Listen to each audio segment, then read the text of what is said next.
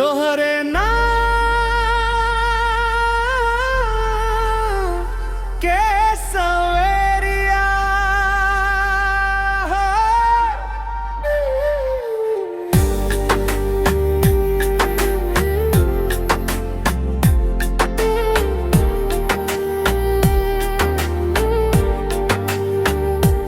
तोहरे सपना के अंजोरिया हो।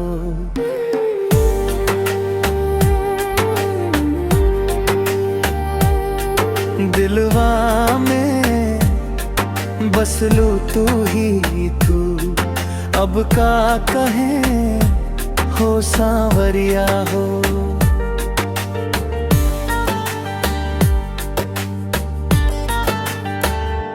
जब से देखनी तोहरा के हम, नींदिया उड़ गईल रात भर के सनम। तोहरे हसिया चांद से उजियार, तोहरा बिना लागे सुना संसार। चल ना साथिया हाथ पकड़ के, चल सजनवा सपनवा जड़ के, तोहरे संग जिए के अरमान। दिलवा करे बस तोहर नाम, तोहरे नाम के सवेरिया हो। तोहरे प्यार के लहरिया हो। रौआ बिना जाने जा सुना लागे दुनियादारी हो।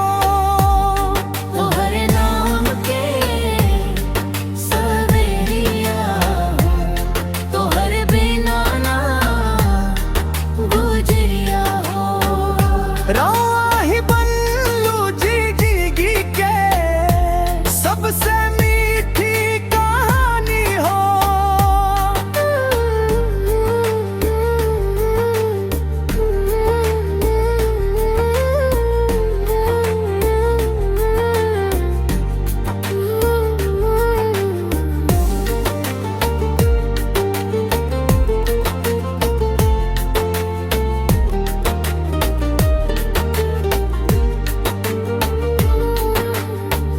तोहरे बातन में जादू बा, दिलवा पे बस तोहर काबू बा।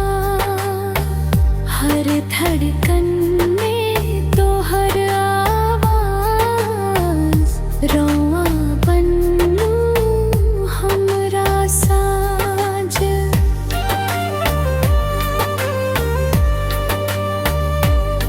चली मंदिर में मन्नत मांगी, साथ निभैब जन्म जन्म लागी।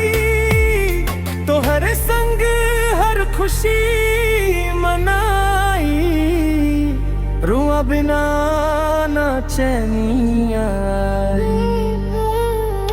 तोहरे नाम के सवेरिया हो। तोहरे प्यार के नैना गुजरिया हो।